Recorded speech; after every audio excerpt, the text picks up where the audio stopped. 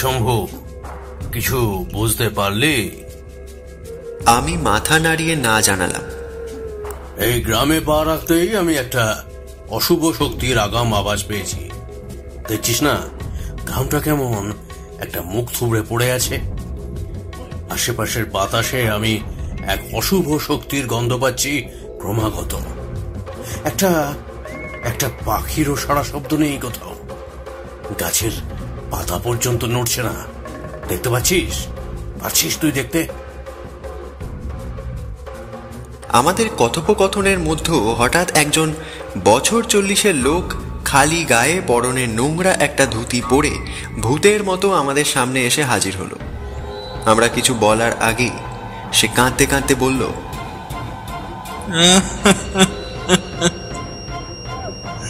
আমার ছেলেকে বাঁচান বাবা, ও আমার ছেলেকে মেরে ফেলবে। আমার ছেলেকে বাঁচান বাবা, আমার ছেলেকে বাঁচান।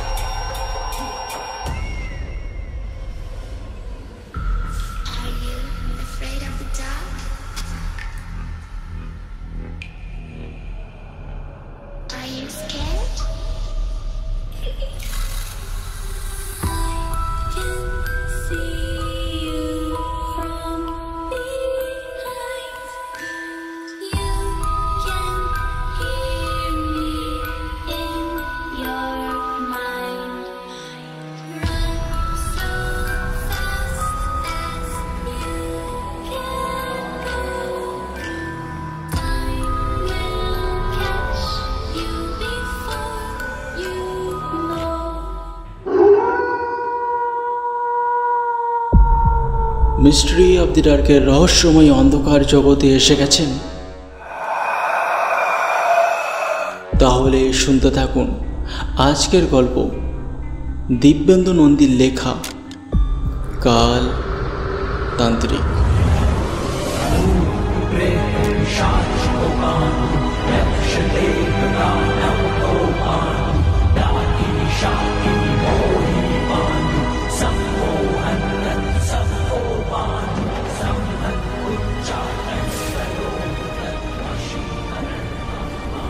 মেজাজটা বিগড়ে গেল একেবারে। কোনো রকমে ঘুমটা ধরেছিল আমার। হাতের ঘড়িটার দিকে একবার তাকিয়ে দেখি রাত 3টে বাজে। একই ট্রেনে যাতায়াত আমার নেই। কোনো রকমের ট্রেনে চড়ে চোখটা বন্ধ করতে করতে ঘুমটা এসেছিল। হঠাৎ ট্রেনের মধ্যে দুজন দম্পতি উঠে চিৎকার চেঁচামেচি শুরু করে দিল নিজেদের মধ্যে। বরের কোমরে বেরাম, তাই সে উপরের সিটে চড়তে পারবে না। আর বউয়ের চেহারা তো চেহারা নয়, মনে হচ্ছে এইমাত্র থাইল্যান্ড থেকে একটা আস্ত সাদা হাতিকে ধরে নিয়ে এসেছে কেউ। সে উপরে চড়তে পারবে না, এই নিয়ে তুমুল ঝগড়া। আমার মনে হলো এই কুরুক্ষেত্র লাগলো বলে। দুনিয়াতে আরও যে কত রকমের পাবলিক দেখব তা স্বয়ং ঈশ্বরই জানে। আমি তাদেরকে শান্ত করে বললাম, আপনারা কেউ আমার সিটে বসুন, আমি বরং উপরে চলে যাচ্ছি। উপরে চড়ে চোখ বুজে ভাবলাম, কি জ্বালায় পড়া গেল বাবা। আমি যাচ্ছি রামু কাকুকে খুঁজতে। সেই যে 1 মাস আগে আমাদের ঘর থেকে ছুটি নিয়ে গেছে আর ফেরেনি। কোনোবার এরকম হয় না, কিন্তু এবারে যে এমন কেন করলো ভেবে পাচ্ছি না। গরিব লোক, ফোনও নেই, তাহলে তো আর এত ঝামেলা করতেই হতো না। আর যেহেতু রামু কাকা আমাদের ঘরের পুরনো কাজের লোক, এতদিন ধরে মানুষটা যেন আমাদের পরিবারেরই একজন সদস্য হয়ে গেছে। আমাকে ছোটবেলায় রামু কাকুই দেখাশোনা করত। ওর সাথেই ছোটবেলার সিংহভাগটা কেটেছে আমার। তাই সত্যি কথা বলতে কি, আমারও মানুষটার ওপর অনেকটা মায়া পড়ে গেছে। এতদিন আসছে না দেখে মা আমাকে বলল, যা একবার গিয়ে খবর নিয়ে আয়। মানুষটা আমাদের আপদে বিপদে এত পাশে থেকেছে, আমাদের তো কর্তব্য ওর পাশে দাঁড়ানো। যা বাবা, একবার খবর নিয়ে আয়।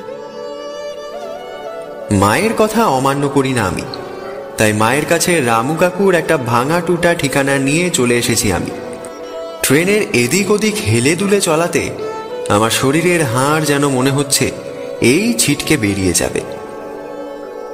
হাড় মাস এক করে দিল একেবারে, অসহ্য ব্যাপার বটে। কখন যে স্টেশন আসবে কে জানে।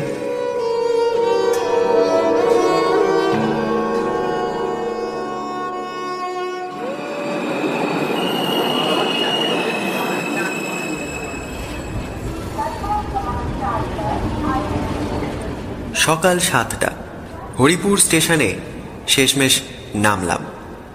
মা বলেছিল হরিপুর স্টেশনে নেমে ওখান থেকে 15 কিমি ভেতরে মাধবকুঞ্জ গ্রামে রামু কাকু থাকে।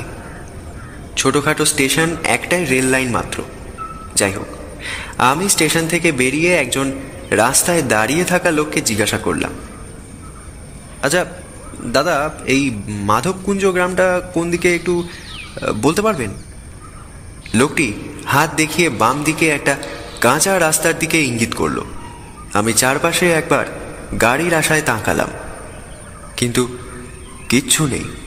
আমি বুঝতে পারলাম আধুনিক সভ্যতার ছোঁয়া অতটাও এখানে কোনো এসে পৌঁছায়নি। তাই এখন পায়ে হাঁটা ছাড়া আর কোনো উপায় নেই। গ্রীষ্মকাল, সকাল সকালই সূর্যের তেজ একদম হাই ভোল্টেজে পৌঁছে গেছে। হাঁটতে হাঁটতে কত দূর যে এলাম তা ঠিক আন্দাজ করতে পারলাম না। তবে মাথার ওপর সূর্যের অবস্থান দেখে বুঝতে পারলাম দুপুর হয়েছে।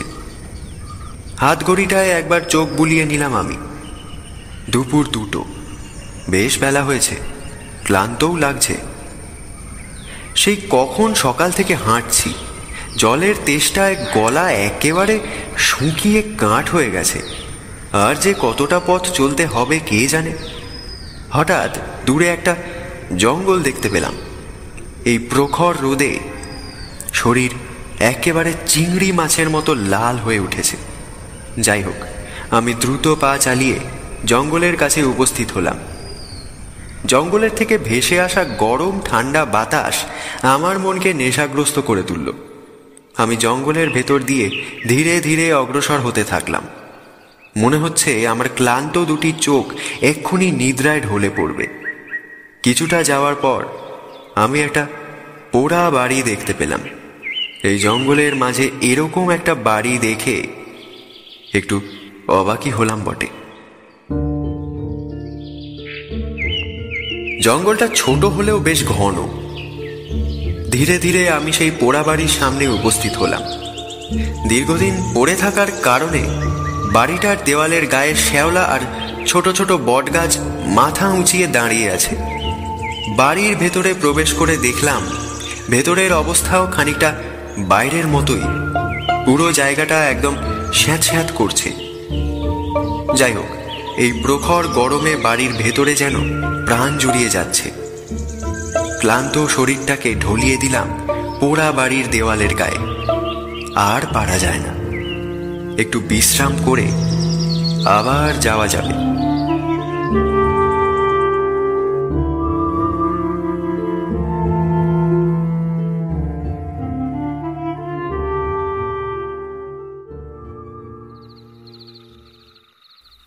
বসে থাকতে থাকতে কখন যে জঙ্গলের ভেতর থেকে ভেসে আসা ঠান্ডা বাতাসে আমার দু চোখের পাতা বন্ধ হয়ে গেছে আমি ঠিক বুঝতে পারিনি। যখন ঘুম ভাঙল, চারিদিকে অন্ধকারে ভরে গেছে।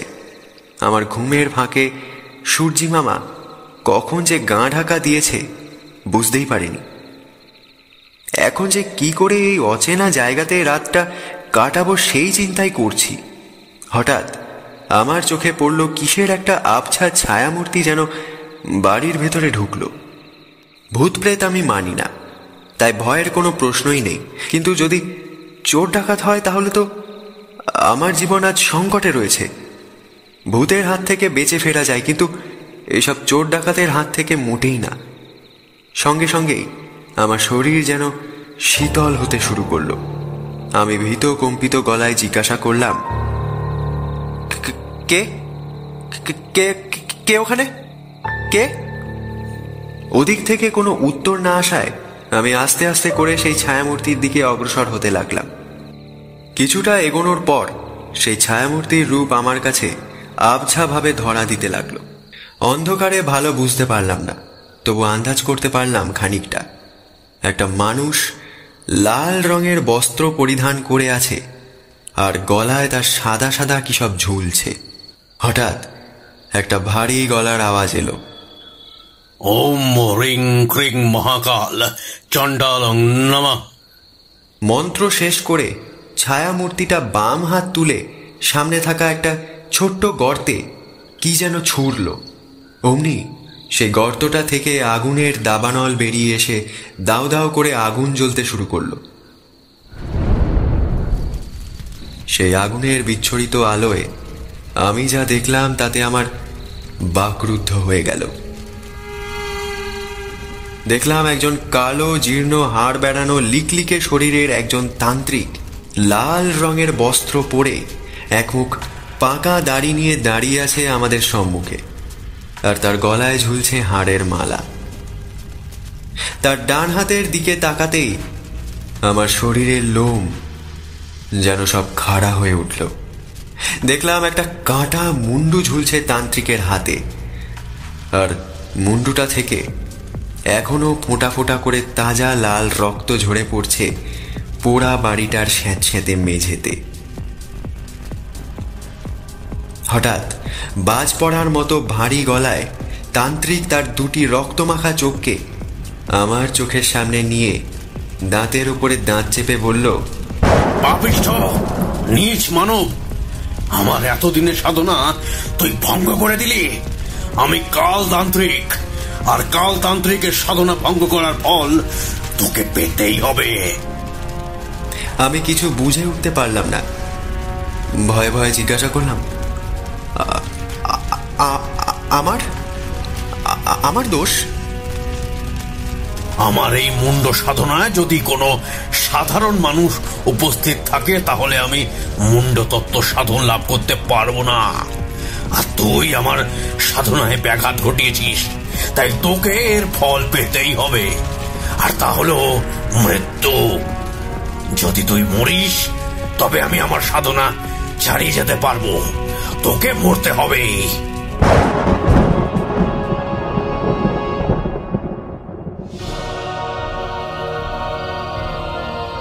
আমি কিছুক্ষণ চুপ করে থেকে বললাম, আচ্ছা, এর থেকে বাঁচার কোনো উপায় নেই?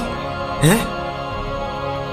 কালতান্ত্রিক কিছুক্ষণ কি যেন ভাবল, তারপর বলল,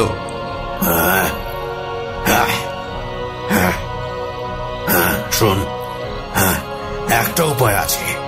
যদি তুই আমার শিষ্য হয়ে যাস তাহলে আর কোনো ভয় নেই। তোর পুরো জীবন তন্ত্র সাধনাতে আহুতি দিতে হবে, আর তোর কপালের রেখা বলে দিচ্ছে তোর সংসার ধর্ম নেই। তাই তুই আমার শিষ্য হয়ে যা, তোকে আমি সব তন্ত্র শিখিয়ে দেব। এতদিন ধরে আমি যা প্রাপ্তি করেছি, আর মাত্র দুটো সাধনাতে যদি আমি সফল হতে পারি তাহলে অতীত, বর্তমান আর ভবিষ্যৎ আমার হাতের মুঠোয় চলে আসবে।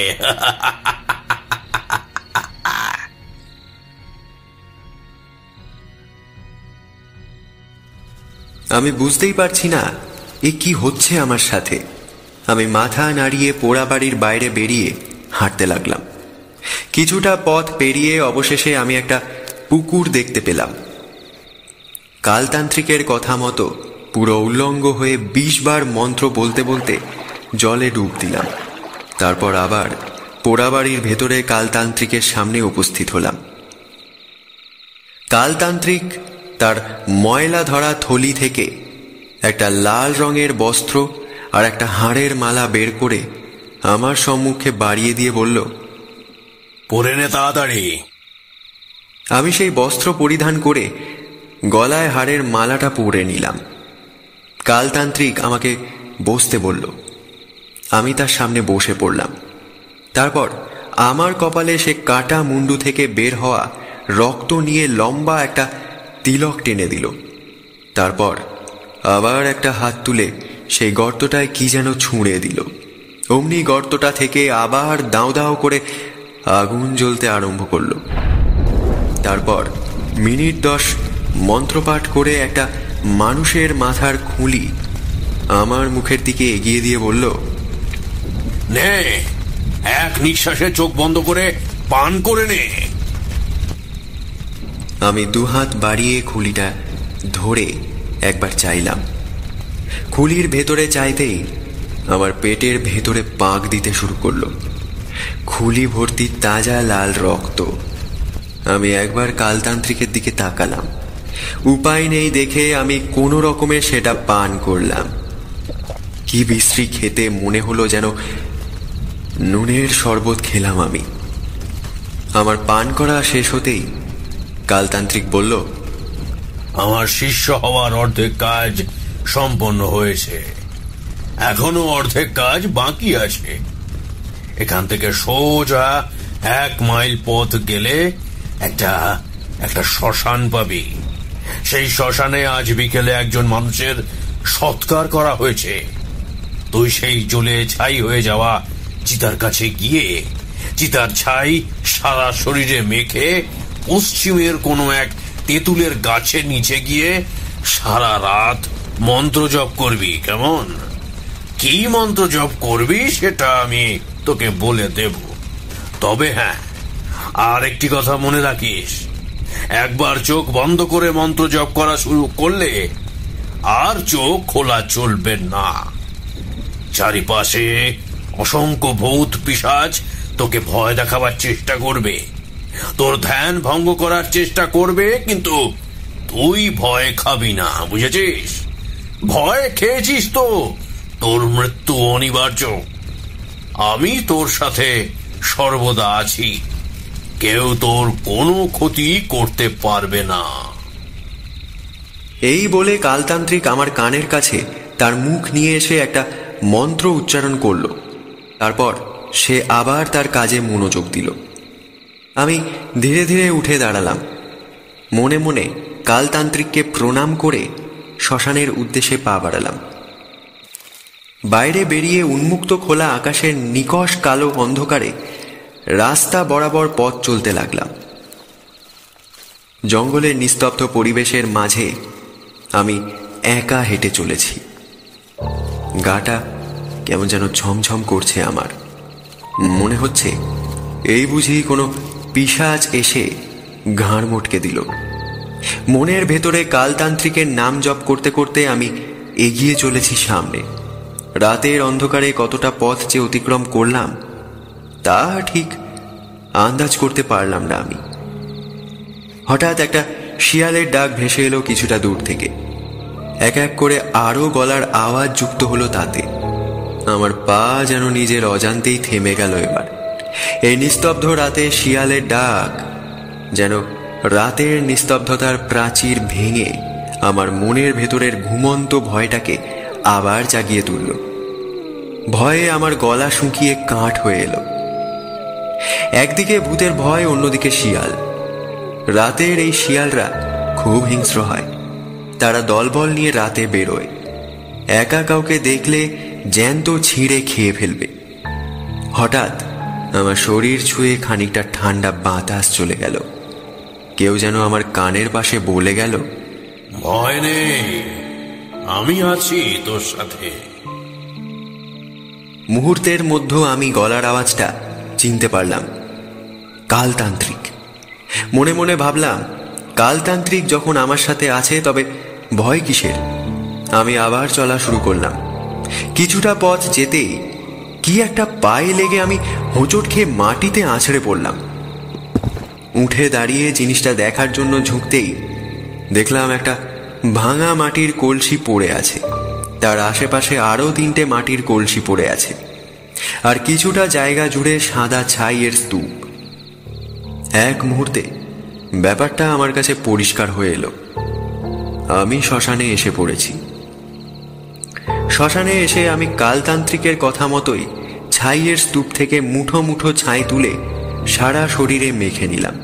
তারপর ধীরে ধীরে অন্ধকারের কালো চাদর ভেদ করে আমি তেঁতুলের গাছটা খোঁজার চেষ্টা করছি। চারিদিকে নিস্তব্ধতায় পরিপূর্ণ, অন্ধকারে কিছুই দৃষ্টিগোচর হয় না, কেমন যেন একটা গা ছমছমে পরিবেশ। কিছুক্ষণ শ্মশানে এইভাবে ঘুরোঘুরি করার পর অন্ধকারে কালো রঙের সাথে মিশে থাকা একটা প্রকাণ্ড তেঁতুল গাছ নজরে এলো। এত বড় সাইজের তেঁতুলের গাছ আমি আগে কখনো দেখিনি। তেঁতুল গাছের কাছে আসতেই দেখলাম মাটি থেকে কিছুটা উপরে একটা বাঁশের মাচা বাঁধা আছে তেঁতুল গাছের গুঁড়ির সাথে। আমি কোনো কিছু না ভেবে চড়ে বসলাম সেই বাঁশের মাচায়। তারপর কালতান্ত্রিকের শেখানো মন্ত্র মনে মনে উচ্চারণ করতে করতে চোখ বন্ধ করে ধ্যানে বসলাম।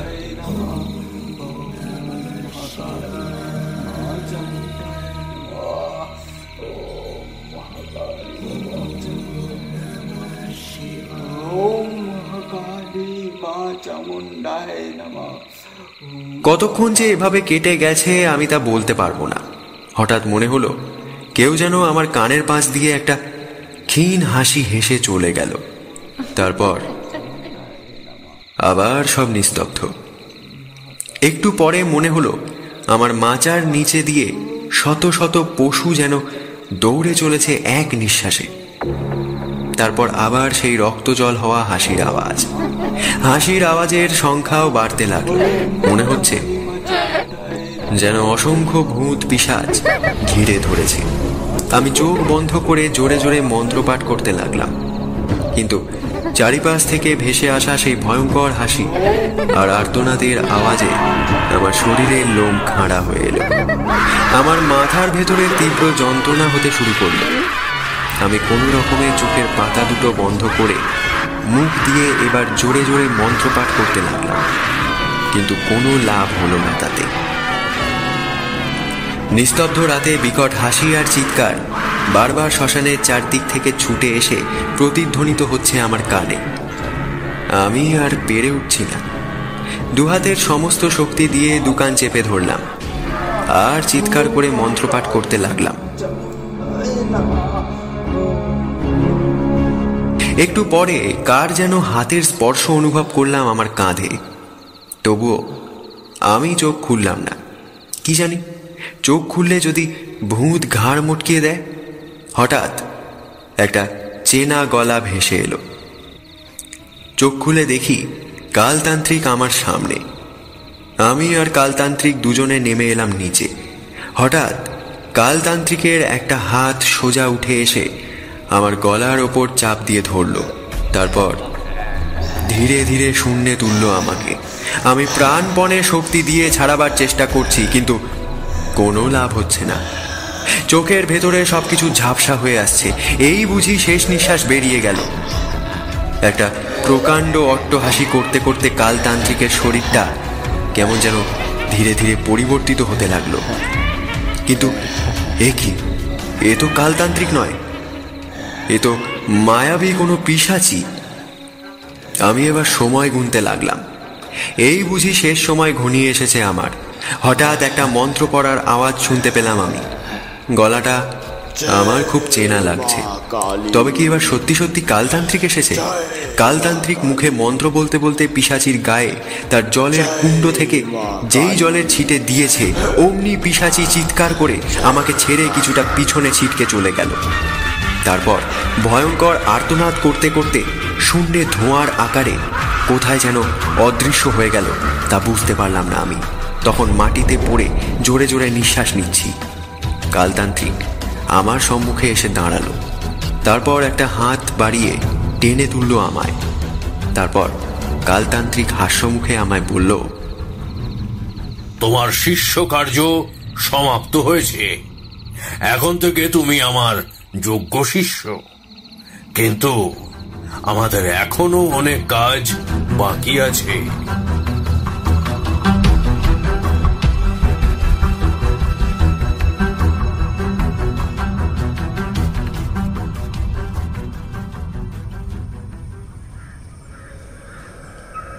আমার শিষ্য কার্য সম্পন্ন হওয়ার পর কালতান্ত্রিক আমার নতুন নাম দিল, শম্ভু। আমি আর কালতান্ত্রিক দুজনে বেরিয়ে পড়লাম।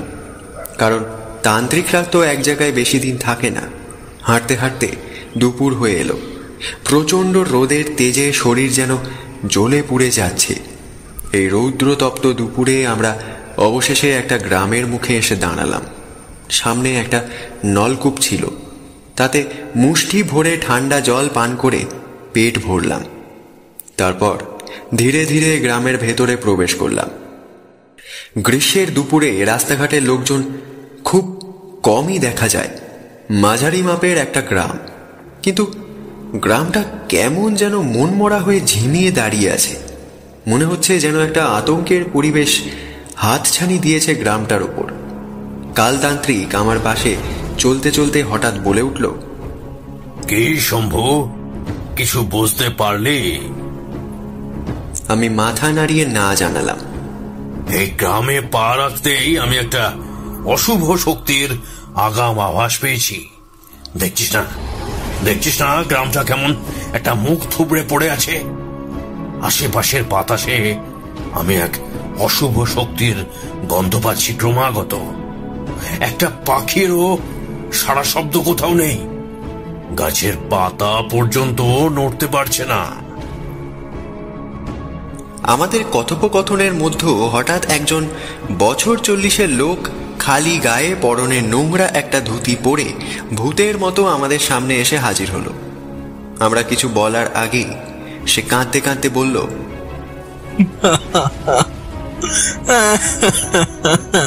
আমার ছেলেকে বাঁচান বাবা, ও আমার ছেলেকে মেরে ফেলবে। আমার ছেলেকে বাঁচান বাবা, আমার ছেলেকে বাঁচান। আমার ছেলেকে বাঁচান বাবা, ও আমার ছেলেকে মেরে ফেলবে।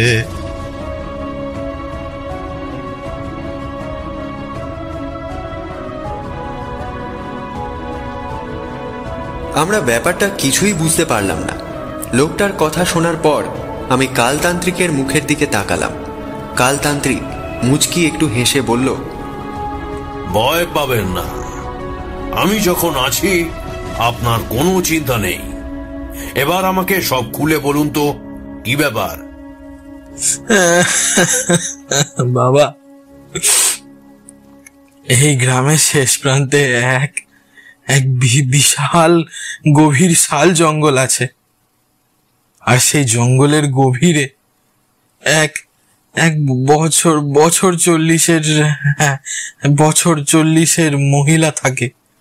সে দিনরাত শুধু শয়তানের পুজো অর্চনা করে আর কি সব কালা জাদু করে মানুষকে বশীকরণ করে আর তার ক্ষতি করে। বাবা, গ্রামের সবাই বলে সে নাকি ডাইনি। লোকের ক্ষতি করার জন্য তার কাছে গিয়ে কি সব মন্ত্রপুত গাছরা নিয়ে এসে আমার ক্ষতি করেছে। বাবা, আমার ক্ষতি করেছে, আমার ক্ষতি করেছে বাবা। আমি এবার বলে উঠলাম, আপনারা গ্রামের লোক মিলে তাকে তাড়িয়ে দিচ্ছেন না কেন? লোকটি বলল, অনেকবার চেষ্টা করেছি, কিন্তু প্রত্যেকবার সে কোথায় যেন অদৃশ্য হয়ে যায়। আমরা খুঁজে পাই না তাকে সেই জঙ্গলে। আগে আমার নাম শশী। আজ থেকে ঠিক 1 মাস আগে আমার পাশের বাড়ির দুলাল বাবুর সাথে আমার তুমুল ঝগড়া হয় একটা সামান্য জমি সংক্রান্ত ব্যাপার নিয়ে। আসলে দুলাল বাবু একজন চাষি। তখন কি জানতাম যে ওই শয়তান দুলাল এভাবে আমার প্রতিশোধ নেবে। ওই ডাইনির কাছে গিয়ে কি যে করেছে, তারপর থেকে আমার ছেলেটা শুধু রক্ত বমি করছে।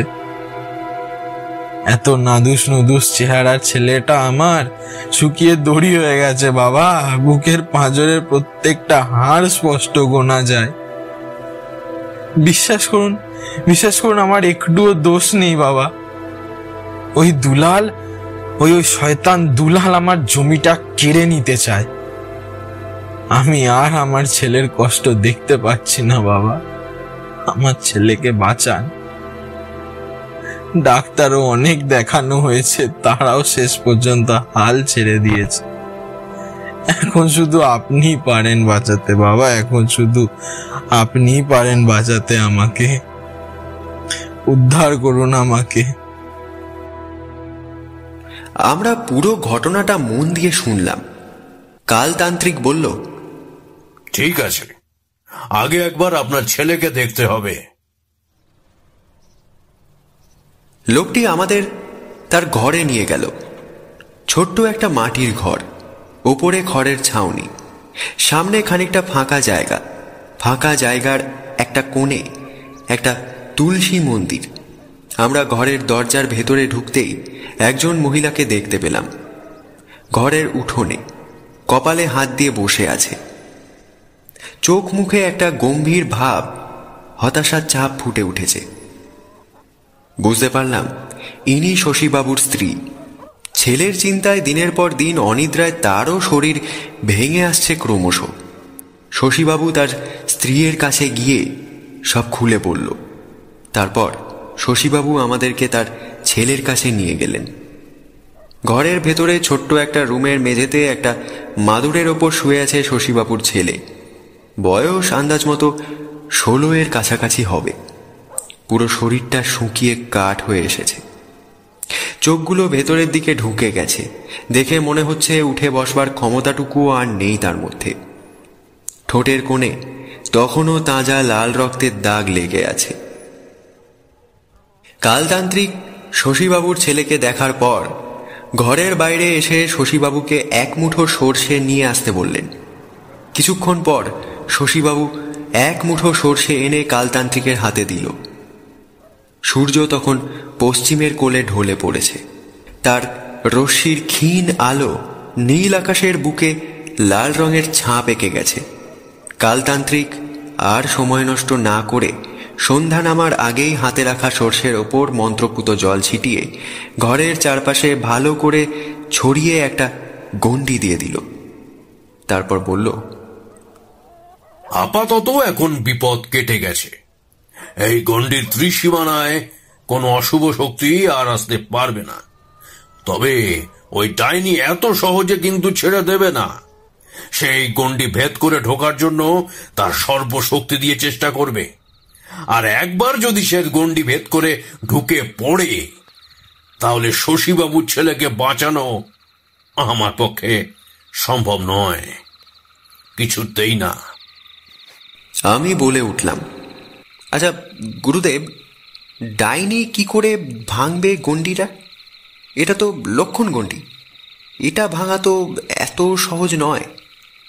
কালতান্ত্রিক আমার প্রশ্ন শুনে কি যেন ভাবল।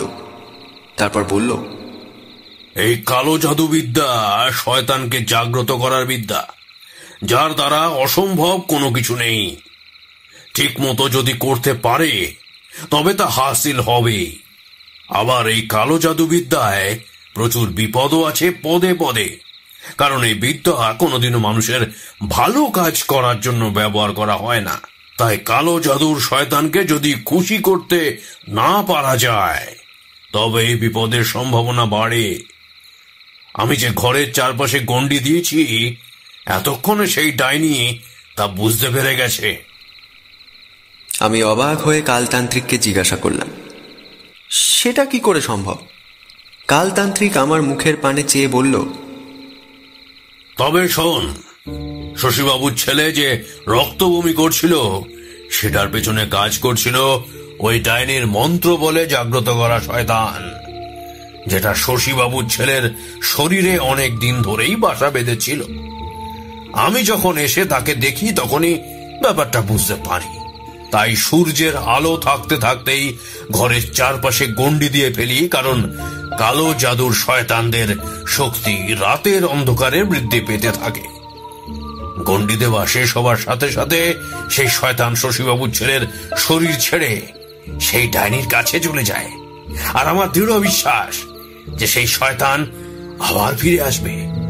আর আমরা আজ রাতে আমার সমস্ত তন্ত্র শক্তি দিয়ে সেই কালো জাদুর শয়তানকে এই ঘরের সীমানা থেকে দূরে সরিয়ে রাখবো। আর যখন শয়তানটা তার কার্যসিদ্ধি করতে পারবে না, তখন সে নিচেই সেই ডাইনিকে মেরে ফেলবে। এই বলে কালতান্ত্রিক শশীবাবুকে ঘরের ভেতরে একটা জায়গায় কিছু শুকনো কাঠ জড়ো করে রাখতে বলল, যজ্ঞ করার জন্যে। সারা রাত যজ্ঞ হবে বলে জানালো।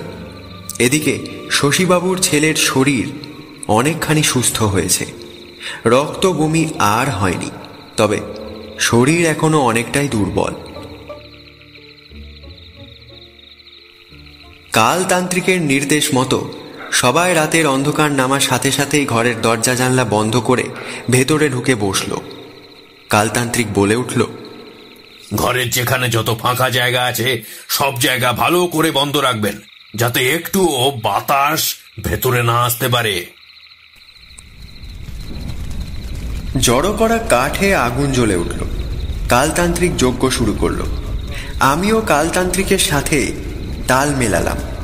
গোটা ঘর জুড়ে মন্ত্রপাঠের আওয়াজে প্রতিধ্বনিত হচ্ছে মাটির দেওয়ালের গা বেয়ে।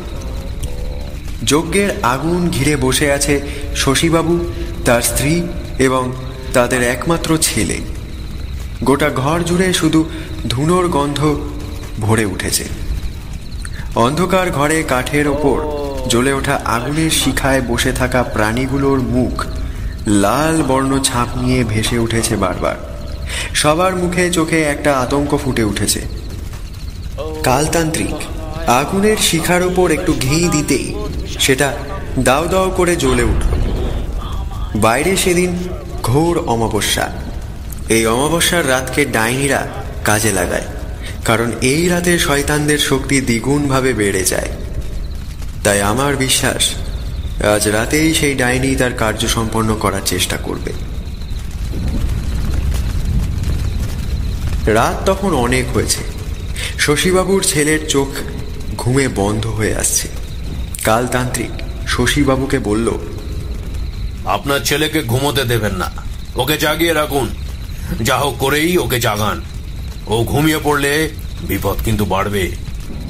আমি অবাক হয়ে কালতান্ত্রিকের মুখের দিকে তাকালাম। মনে মনে ভাবলাম, ঘুমোলে বিপদ বাড়বে? কিন্তু কালতান্ত্রিক তখন যজ্ঞে ব্যস্ত, তাই প্রশ্নটা মনেই রেখে দিলাম, বললাম না কিছু। একটু পরে কালতান্ত্রিক বলে উঠল আমাকে, খুব সাবধান, ও আসছে। আমি কিন্তু সেই শয়তানের আসার কোনো লক্ষণ বুঝতে পারলাম না, শুধু চোখ কান সজাগ করে বসে রইলাম। একটু পরে হঠাৎ বাইরে প্রবল ঝড়ের শব্দ শুনতে পেলাম। মনে মনে ভাবলাম, বাইরে তো সবকিছু কেমন শান্তই ছিল, হঠাৎ ঝড়ের আবির্ভাব ঘটল কেন? তাহলে কি সেই শয়তান এসে পড়েছে? কালতান্ত্রিক এবার শশীবাবুর ছেলেকে নিজের পাশে এনে বসালো। তারপর তার কপালে নিজের আঙুল কেটে রক্তের তিলক লাগিয়ে দিয়ে একটা মন্ত্র পড়ল। তারপর গলায় সিদ্ধ হার মালা পরিয়ে দিল। অমনি একটা আশ্চর্য জিনিস আমি লক্ষ্য করলাম। শশীবাবুর ছেলের দিকে তাকিয়ে তার চোখের মণিটা কেমন যেন ছোট হয়ে এসেছে, পলকও পড়ছে না তাতে। চুপচাপ পাথরের মূর্তির ন্যায় কালতান্ত্রিকের পাশে বসে আছে। ওদিকে বাইরে তখন ঝড়ের প্রভাব দ্বিগুণ বেড়ে উঠেছে। মনে হচ্ছে এই বুঝি বাড়ি শুদ্ধ সব উড়িয়ে নিয়ে যাবে। আমার কেমন একটু ভয় লাগতে লাগলো। কালতান্ত্রিক যজ্ঞে ঘি ঢেলে মন্ত্র পড়ে যেতে লাগলো ক্রমশ। বাইরে ঝড়ের আওয়াজ, এর সাথে সাথে একটা বিকট একটা গর্জন শোনা গেল। গায়ের রক্ত যেন হিম হয়ে আসছে আওয়াজ শুনে। আমি এবার মনে মনে গুরুমন্ত্র জপ করতে লাগলাম। একটু পরে দেখি কালতান্ত্রিক তার ঝোলা থেকে একটা মন্ত্রপুত মাথার খুলি বের করে কি সব মন্ত্র পড়ল, আর অমনি সেই খুলিটা চোখের সামনে থেকে অদৃশ্য হয়ে গেল। আর একটু পরেই সেই যজ্ঞের আগুনের শিখায় আমরা সবাই স্পষ্ট সেই বাইরে থাকা শয়তানের প্রতিচ্ছবি দেখতে পেলাম। কি ভয়ঙ্কর তার রূপ, কি বিভৎস তা বলে বোঝানো যাবে না। ধীরে ধীরে সেই শয়তান তার তাণ্ডব লীলা শুরু করল। সমস্ত শক্তি দিয়ে সে যেন ওই লক্ষণ গণ্ডি ভেদ করে ভেতরে ঢুকতে চাইছে, কিন্তু কালতান্ত্রিকও ছেড়ে দেবার নয়। সেও সমস্ত সাধনা শক্তিকে একত্রিত করে ক্রমশ পাল্লা দিয়ে চলেছে সেই বিনিষ্টকারী শয়তানটার সাথে। আর মাত্র কয়েক ঘন্টা, তারপর সূর্যোদয় হবে। এই কয়েক ঘন্টা যদি শয়তানটাকে ঠেকানো যায় তাহলে বিপদ কেটে যাবে। শয়তানের দাপটে ঘরের সমস্ত জানালা দরজা জোরে জোরে কাঁপতে লাগলো। এই বুঝি সব ভেঙে যাবে। এমনভাবে আরো 1 ঘন্টা পেরিয়ে গেল। শয়তানটা তখনও হাল ছেড়ে দেয়নি। কি প্রাণপণ প্রতিজ্ঞা তার! যেমন করে হোক সে তার লক্ষ্যে পৌঁছাবেই, সে যেভাবেই হোক। আরো কিছুটা সময় এভাবে পেরোনোর পর শয়তানটা শেষবারের মতো আরো একবার চেষ্টা করল। হঠাৎ দেখলাম কালতান্ত্রিকের নাক দিয়ে কাঁচা তাজা রক্ত ঝরে ঝরে পড়ছে। তার ঠোঁট মুখ লাল রঙে ভরে উঠেছে, তবুও কালতান্ত্রিক হাল ছাড়েনি। একটু পরে সব শান্ত হয়ে গেল। না আছে ঝড়, না কাঁপছে জানলা দরজা। কালতান্ত্রিক মন্ত্র বলা থামিয়ে বলে উঠল, আর ভয় নেই, সমস্ত বিপদ কেটে গেছে শশীবাবু। আপনার ছেলে এখন সম্পূর্ণ সুস্থ। এই বলে কালতান্ত্রিক তার মন্ত্রপুত জল শশীবাবুর ছেলের মুখে ছিটিয়ে দিতেই তার ছেলে চোখের পলক ফেলতে শুরু করল। চারিদিকে তখন সূর্যের লাল রশ্মি ছাপিয়ে উঠেছে। শশীবাবু তার ছেলেকে ঘরের ভেতরে শুইয়ে দিয়ে এলেন। আমি আর কালতান্ত্রিক ঘর থেকে বেরিয়ে বাইরের উঠোনে এসে দাঁড়ালাম। শশীবাবুর স্ত্রী আমাদের জন্য একটা দড়ির খাট পেতে দিয়ে বসতে বলল। শশীবাবু আমাদের সামনে বেতের ছোট্ট একটা কেদারা নিয়ে বসল। কালতান্ত্রিক তার কাঁধে ঝোলানো গেরুয়া কাপড়টা নিয়ে নাক থেকে গড়িয়ে আসা রক্ত মুছছিলেন। এমন সময় শশীবাবু জোর হাত করে বলল, কি বলে যে আপনাদের ধন্যবাদ জানাবো তা আমার মুখের ভাষা নেই। আপনারা যদি না থাকতেন তাহলে যে কি হতো, মানে সত্যি কি হতো। আহা, কাঁদবেন না, বিপদ কেটে গেছে, আর কোনো চিন্তা নেই। শশীবাবু স্ত্রী আমাদের জন্য চা আর বিস্কুট নিয়ে এলো। চায়ে চুমুক দিয়ে আমি আমার মনে চেপে থাকা প্রশ্নগুলো করেই ফেললাম কালতান্ত্রিককে। আচ্ছা গুরুদেব, শশীবাবুর ছেলেকে আপনি কপালে রক্তের তিলক লাগিয়ে কি করেছিলেন তখন? কালতান্ত্রিক চায়ের কাপে শেষ চুমুকটা দিয়ে মুচকি একটু হেসে বলল, বশীকরণ। আমি শশীবাবুর ছেলের আত্মাকে আমার আত্মার সাথে জুড়ে দিয়েছিলাম, কারণ আমি জানতাম যে যা হোক করে ওই ডাইনি আর শয়তানটা মিলে তাকে মারার চেষ্টা করবে। দেখলি না শেষে আমার নাক দিয়ে কেমন রক্ত পড়ছিল। আমি কোন রকমে সামলে নিয়েছি। যদি ওর আত্মাকে আমার সাথে না বন্ধন করে রাখতাম তাহলে ওর নাক দিয়ে সমস্ত শরীরের রক্ত বের করে নিত ওই শয়তানটা। আর ওই মন্ত্রপুত মাথার খুলিটা? জয় তমরাজ জয়। ওটা হলো খুলিরাজ। অনেক কঠিন সাধনা করে আমি ওকে লাভ করেছি। ও এখন আমার বশীভূত। এই বিশ্বে সমস্ত কঙ্কালের শরীরের ভূত আমার বশীভূত। প্রচন্ড শক্তিশালী এই খুলিরাজ। দেখলি না তখন আগুনের শিখার উপর শয়তানের প্রতিচ্ছবি কেমন ভেসে উঠল। খুলিরাজ তার চোখ দিয়ে যা দেখাবে আমি সব দেখতে পাবো। কালতান্ত্রিক তার কথা শেষ করেছে এমন সময় পাশের বাড়িতে হইচই শুরু হয়ে গেল। কান্নাকাটির আওয়াজও ভেসে আসতে লাগলো ক্রমশ। কয়েক মিনিটে এই গ্রামের লোক জড়ো হয়ে গেল দুলাল বাবুর বাড়ির সামনে।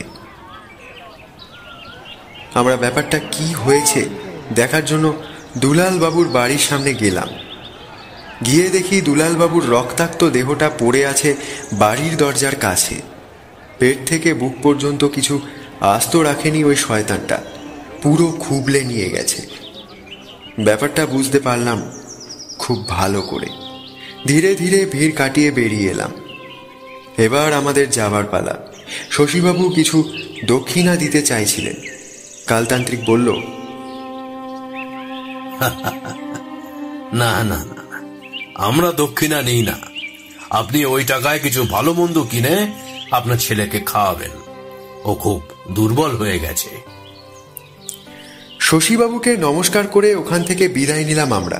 হাঁটতে হাঁটতে গ্রাম ছাড়িয়ে অনেকটাই দূরে চলে এসেছি। আমি আবার আমার কৌতূহলের প্রশ্নটা করেই ফেললাম গুরুদেবকে। আচ্ছা গুরুদেব, দুলালবাবু কি বাইরেই ছিল? হ্যাঁ, রাতের অন্ধকারেই বেরিয়েছিল শশীবাবুর ঘরে উঁকি মারার জন্য। কিন্তু ও তো জানতো না যে বাইরে তখন এক শয়তান অপেক্ষা করছে। এমনিতেই শয়তানটা ব্যর্থ হয়েছে, তার মানে তখন সে ক্ষিপ্ত। তখন চোখের সামনে যাকে পাবে তাকেই মারবে। দুলাল বাবুরও তাই হলো। তাহলে ওই ডাইনিটার কি হলো?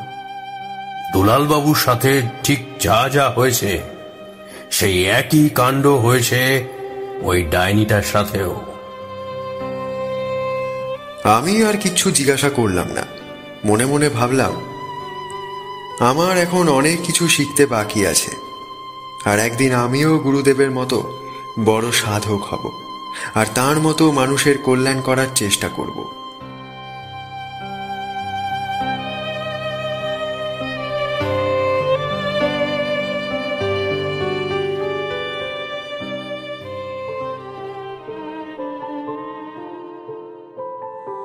শুনছিলেন দীপেন্দু নন্দীর লেখা কালতান্ত্রিক। আজ গল্প পাঠে ছিলেন সৌম্যজিৎ সরকার। কালতান্ত্রিকের ভূমিকায় পার্থ মুখার্জি, বাবার চরিত্রে অনিন্দ ঘোষ, কথকের মায়ের চরিত্রে গোলাফসান খাতুন। সমস্ত গল্পের মিক্সিং এবং এডিটিংয়ে শুভম, পোস্টার ডিজাইনে সৌম্যজিৎ সরকার, গল্পের সূত্রধার, স্ক্রিপ্টিং এবং সমস্ত পরিচালনায় আমি আলিমাম শেখ আপনাদের সাথে। দেখা হবে নতুন গল্পের সঙ্গে নতুন সপ্তাহে নতুন উদ্যমে। ততক্ষণের জন্য ভালো থাকুন, সুস্থ থাকুন। শুভরাত্রি।